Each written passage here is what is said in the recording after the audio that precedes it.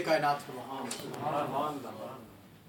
اور فرمایا ہر طرح کی رجس کو اللہ تعالیٰ نے ہر طرح کی جو ہے وہ غلاظت کو دور کر دیا، ہر طرح کی غلاظت سے پاک رکھا ہے نبی کے گھر والوں کو. اہل البیت وَيُطَهِّرَكُمْ تَطْهِيرًا، انہیں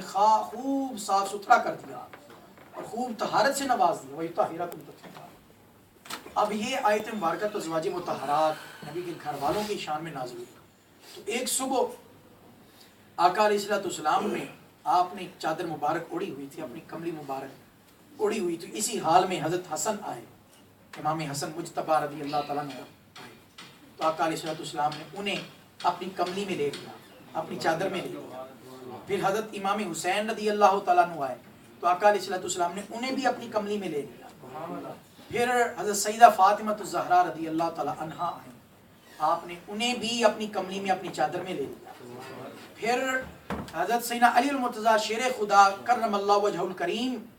آپ حاضر خدمت ہوئے تو آقا علیہ السلام نے انہیں بھی اپنی کملی میں اپنی چادر مبارک میں لے لیا.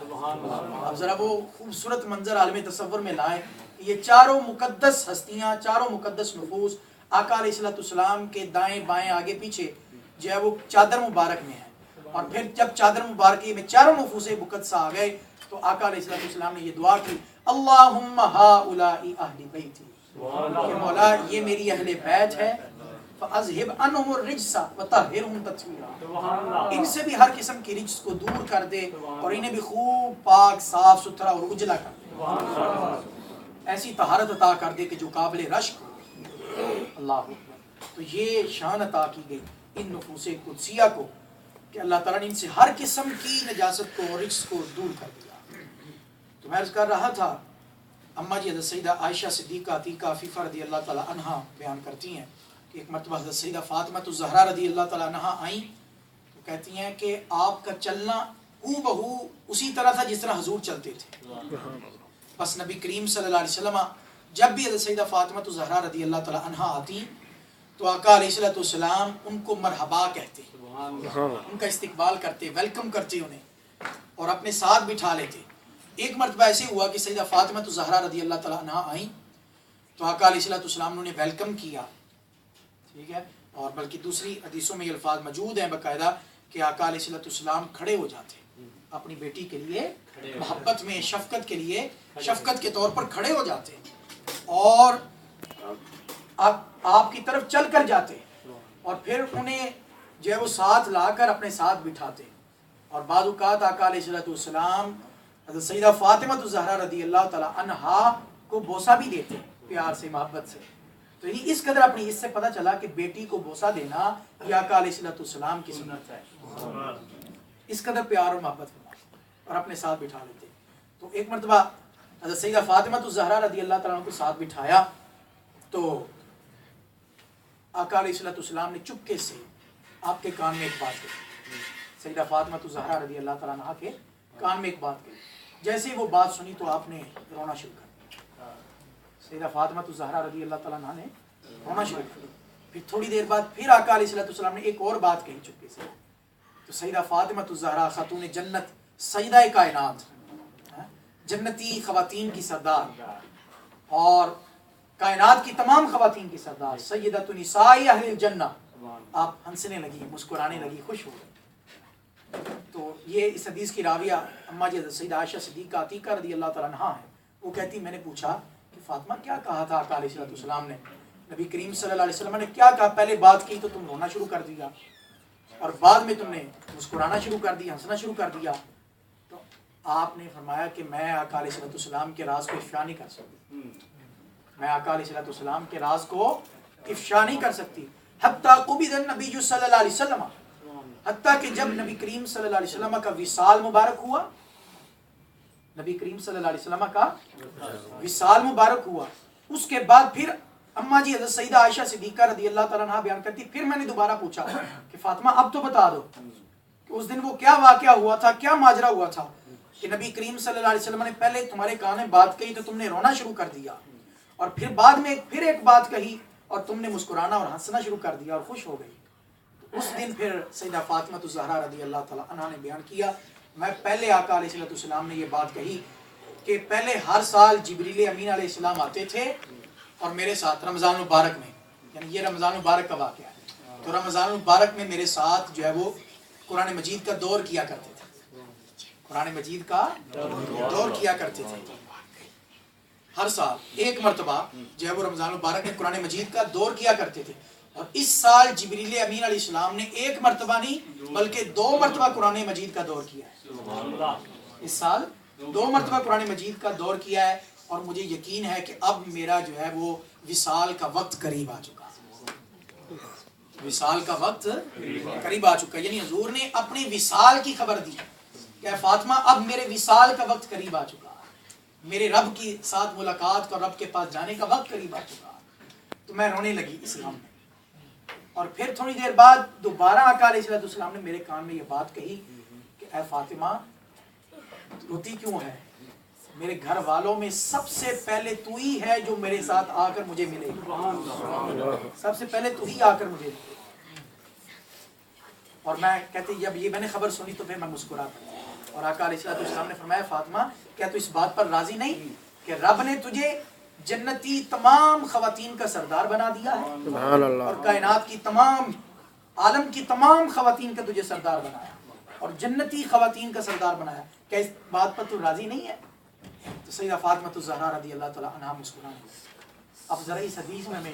ایک تو آقا علیہ السلام کا سیدہ فاطمہ الزہرا رضی اللہ تعالی عنہا کے ساتھ محبت کا اظہار ہے،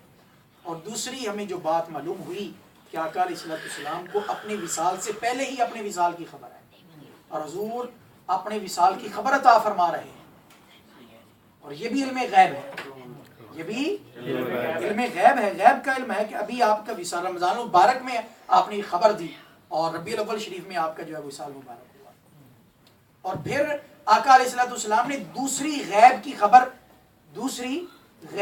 اس حدیث پاک میں یہ دی کہ اے فاطمہ میرے گھر والوں میں سب سے پہلے تو ہوگی کہ جس کو موت آئے گی، جس کو وصال ہوگا، اور وہ سب سے پہلے جو ہے وہ میرے پاس آئے، اور ایسے ہی ہوا۔ یہ رمضان مبارک کا واقعہ ہے، ربیع الاول شریف میں آقا علیہ السلام کا وصال ہوا سن 11 ہجری میں، اس کے بعد پھر رمضان مبارک جو آیا 6 ماہ بعد، آقا علیہ السلام کے وصال کے 6 ماہ بعد جو رمضان مبارک آیا، تو 3 رمضان مبارک کو حضرت سیدہ فاطمہ الزہرا رضی اللہ تعالیٰ عنہا آپ کا وصال مبارک ہوا 6 ماہ کے بعد۔ سب سے پہلے تو یہ آقا علیہ السلام نے پہلے ہی خبر دے دی۔ اب اس کو آپ غیب کی خبر نہیں کہیں گے تو کون سی خبر کہیں گے؟ کہ آپ کے گھر والوں میں آپ کے ازواج مطہرات بھی موجود ہیں، ہاں جی، آپ کی ازواج مطہرات بھی موجود ہیں، لیکن آقا علیہ السلام نے باقاعدہ صراحت کے ساتھ یہ نشاندہی فرما دی، وضاحت کے ساتھ بتا دیا کہ اے فاطمہ سب سے پہلے تو ہوگی جو مجھے آ کر ملے۔ تو 6 ماہ بعد جو ہے وہ سیدہ فاطمہ الزہرا رضی اللہ تعالیٰ عنہ کا وصال۔ تو یہ سیدہ فاطمہ الزہرا رضی اللہ تعالیٰ عنہ آپ کی آقا علیہ السلام کے ساتھ جو محبت ہے، حضرت حذیفہ رضی اللہ تعالیٰ عنہ آپ بیان کرتے ہیں، جامع ترمذی شریف کے حدیث پاک ہے کہ نبی کریم صلی اللہ علیہ وسلم نے ارشاد فرمایا کہ ان ھذا ملک لم ينزل الارض قط قبل هذه الليله استأذن رب ان يسلم علي ويبشرني بان فاطمة سيدة نساء اهل الجنة وان الحسن والحسين سيدا شباب اهل الجنة سبحان اللہ، او کما قال علیہ السلام، کہ آقا علیہ السلام نے فرمایا ایک فرشتہ میرے پاس آیا ہے اس رات، اور اس سے پہلے وہ کبھی زمین پر نہیں آیا، اس سے پہلے وہ کبھی زمین پر نہیں آیا، اور اس فرشتے نے وہ ایسے نہیں آ گیا، اس نے باقاعدہ استأذن ربہ اپنے رب سے اجازت مانگی، اپنے رب سے کس بات کی اجازت مانگی؟ اجازت اس بات کی مانگی ان یسلم علی و یبشرنی، کہ مولا میں تیرے پیارے محبوب نبی کریم صلی اللہ علیہ وسلم کا شرف صحابیت پانا چاہتا ہوں، انہیں سلام پیش کرنا چاہتا ہوں، ان کی خدمت کی حاضری چاہتا ہوں، ان کی بارگاہ کی حاضری چاہتا ہوں۔ تو گویا اندازہ کریں بارگاہ مصطفیٰ کی حاضری کے لیے فرشتے بھی رب سے اجازتیں مانگتے ہیں، اور وہ کس قدر تڑپتے ہیں، صرف ہم ہی مدینے کے لیے نہیں تڑپتے ہیں، یہ تو فرشتے بھی اس در کی غلامی کے لیے تڑپتے ہیں اور اس در کی حاضری کے لیے تڑپتے ہیں۔ ایو سلیم آ رہی ہے تو رب سے اجازت مانگی مولا کہ مجھے اجازت دے میں نبی کریم صلی اللہ علیہ وسلم کی بارگاہ میں حاضر ہوں اور ان کو سلام پیش کروں اور انہیں خوشخبری بھی سنا۔ اور خوشخبری کیا سنائی؟ وہ فرشتہ پھر حاضر خدمت ہوا، اس نے آ کر سلام پیش کیا، حضور فرماتے اس نے آ کر مجھے سلام پیش کیا اور مجھے یہ خوشخبری سنائی۔ وہ خوشخبری کیا تھی کہ بِأَنَّ فاطمہ سیدۃ نساء اہل الجنہ، کہ خاتون جنت سیدہ کائنات حضرت سیدہ فاطمہ الزہرا رضی اللہ تعالی عنہا وہ جنتی تمام خواتین کی سردار ہے، اور آپ کے دونوں شہزادے حسنین کریمین رضی اللہ تعالی عنہما وہ تمام جنتی نوجوانوں کے سردار، وہ تمام جنتی نوجوانوں کے سردار۔ اب یہاں قابل غور بات یہ ہے کہ یہ آسمان سے فرشتہ زمین پر آ کر یہ خوشخبری سنا رہا ہے، تو گویا یہ وہ مقدس ہستیاں ہیں کہ جن کے تذکرے چرچے آسمانوں پر بھی ہوتے ہیں۔ سبحان اللہ، تکبیر، اللہ اکبر، نعرہ رسالت یا رسول اللہ۔ کہ آسمان والے بھی یہ جانتے ہیں کہ خاتون جنت حضرت سیدہ فاطمہ الزہرا رضی اللہ تعالی عنہا جو ہیں وہ جنتی تمام خواتین عورتوں کی سردار ہیں۔ اور پھر نبی کریم صلی اللہ علیہ وسلم کا یہ بھی معمول ہوتا، اب جب کبھی سفر پر روانہ ہوتے، مستدرک للحاکم کے حدیث پاک ہے، تو سب سے آخر میں اپنی محبوب بیٹی حضرت سیدہ فاطمہ الزہرا رضی اللہ تعالیٰ عنہا سے ملاقات کرتے اور آپ سے گفتگو کرتے، روانہ ہوتے وہ سب سے آخر میں، اور جب واپس آتے تو سب سے پہلے حضرت سیدہ فاطمہ الزہرا رضی اللہ تعالیٰ عنہا سے ملتے، ان سے ملاقات کرتے اور ان سے گفتگو کرتے، اور انہیں آ کر یہ کہتے، جب سفر سے واپس تشریف لاتے تو آ کر کہتے فدا کا ابی و امی، اے فاطمہ تجھ پر تو میرے ماں باپ قربان۔ حضور آقا علیہ السلام اپنی بیٹی سے محبت کا اظہار فرما رہے ہیں کہ تجھ پر تو میرے ماں باپ قربان۔ اور پھر آقا علیہ السلام نے یہ بھی فرمایا کہ فاطمہ تو بدعۃ منی فمن اغضبها اغضبنی، فرمایا فاطمہ تو میرے جگر کا ٹکڑا ہے، میرے جگر کا، جس نے میری فاطمہ سے بغض رکھا،